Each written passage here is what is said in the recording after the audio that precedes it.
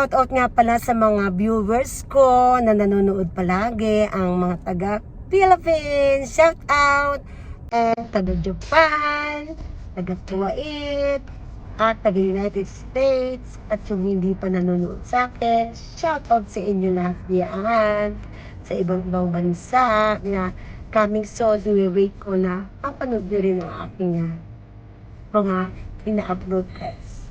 Hindi kayo magsisisi, promise. And thank you sa lahat na nagwawatch ng walang sawa, lalong-lalo na sa aking mga works employees na aking mga kasamahan na talaga naman every week ng aking mga upload ay sinusubaybayan nila ang aking niluluto at aking mga pinupuntahan. Nakakataba ng puso. Thank you, lalo na ang aking boss na si Boss Brad, Robinson, at si kayong mga Estelita na mention pa sa akin ng aking boss na English ko daw ang aking mga ingredients para natapalo nila ang aking mga luluto. Thank you, Belinda. Natutuwa ako sa inyong boss dahil nasusubaybay din tayo paano iba kong luto. At yung aking iba pang ina-upload. Thank you, boss. For blessing to you, boss. Thank you sa lahat. At minamahal mo kami mga empleyado mo na nandiyan ka, laging sumusupport sa amin. Thank you for blessing to come sa iyo. To you, boss. At sa iyong pamilya. At ito sa aking shoutout din kay Olga na ang contact na napakabait na supportive sa mga tao sa mga nasasakupan. Thank you sa iyo, Olga, for blessing to come sa iyong pamilya.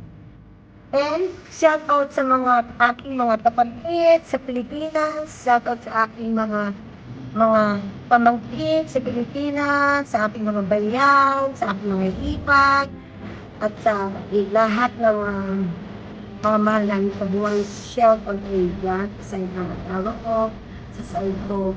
Ingat tayo lahat, keep safe always. Maybe 2050, uuwi ako, sabi kami ni Dete, na nagpuspuro sa California. At guys, ang aking bibili ingredients para sa laing ay ang siling labuyo. Kasi walang siling labuyo dito sa superstore and then sa dito kami pupunta sa super market hotel at malayo at mga gulay sa mga kaya thank you sa lahat sa inyo na nagsusubaybay palagi sa aking ina-vlog. Thank you, God bless you too all, at ingat tayo lahat. Love you guys and see you later sa aking pagluluto. More blessing sa ating lahat. Guys, may iba ang destinasyon.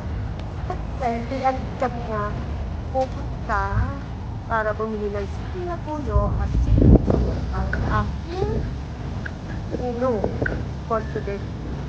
And laing. Ang laing. Guys, dito ako group ng araw. So, wala. 7 years ako dyan.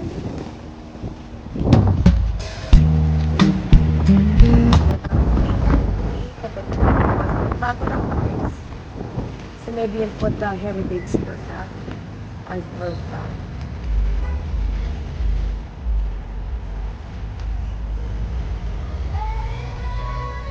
Calgary nga, Alberta. Guys, ito na ang aming napamili. Hindi ko na kinuhanan sa daog ko. Ito na traffic. Ito pa, traffic. At ito yung sinasabi ko sa inyo, siling labuyo. Ay, siling green.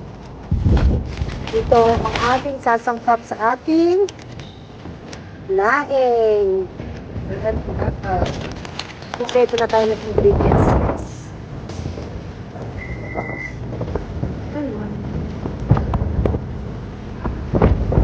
Pwede na tayo.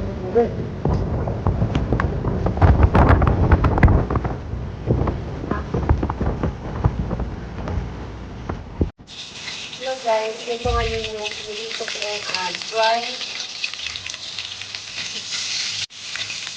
para sa ating laing. Hi guys, today I'm gonna make a laing taro leaves. This is my ingredients. We have a garlic, onion, and ginger, green pepper, red pepper, salted shrimp, bagoong, salted fish, dry fish, lemongrass, kung tawagin sa atin. At meron din tayong na pork. At meron itong mga nilang ating gata. At ito naman ang ating pinapatida, ang laing. Tarols. So, ating mga ingredients.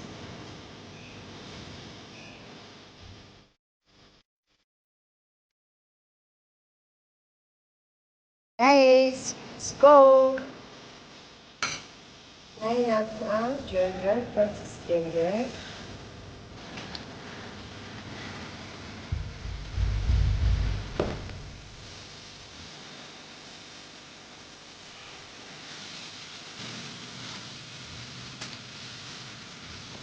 I-slice ko siya ng small size.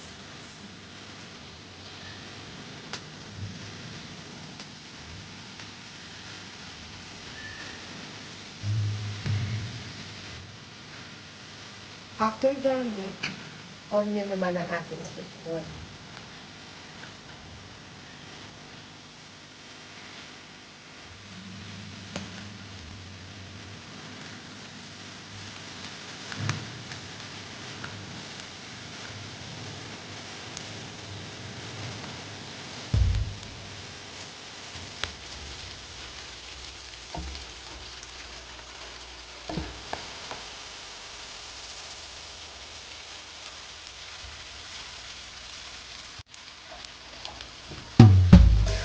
Okay, golden brown na siya. Atin na lagay ang salted shrimp.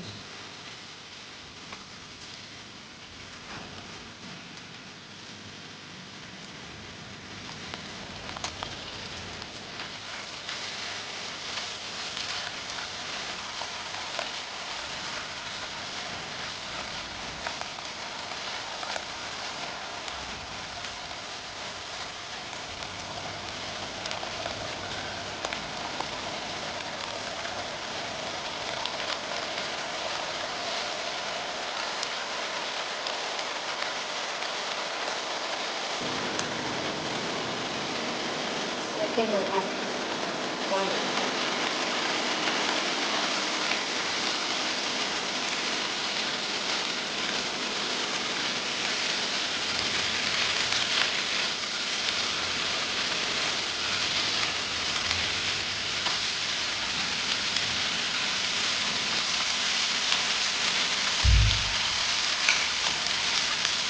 At paglag.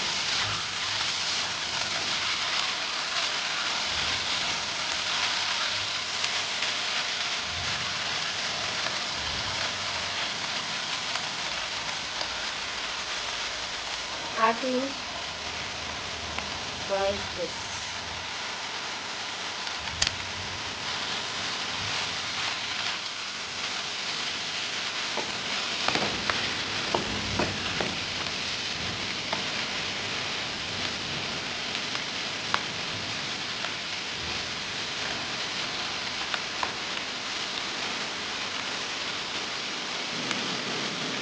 Lagay ko na ang coconut milk.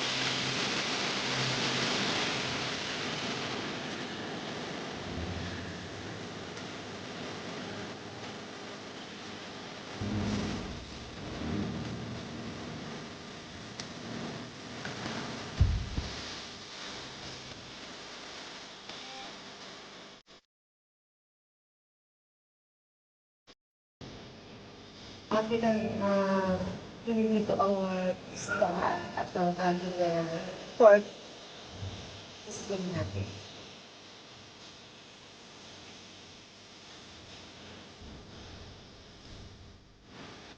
Ngayon, lagyan na natin ang ating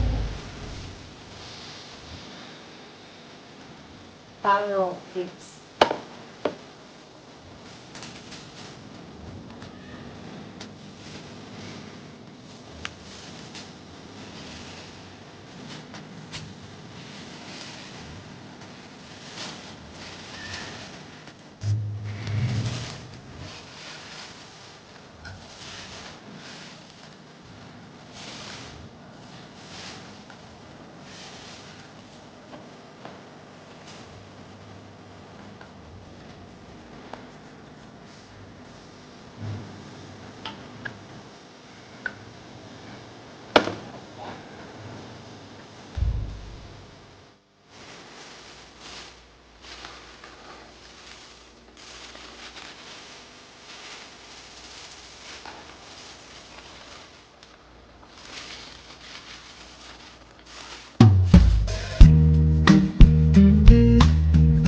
Yes, at pan.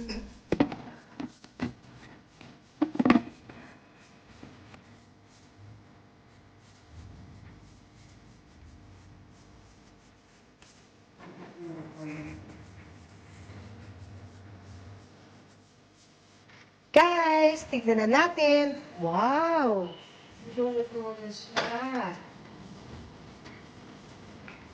Luto na siya.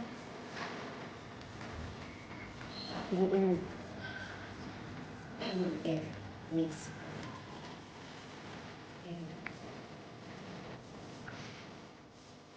Kailangan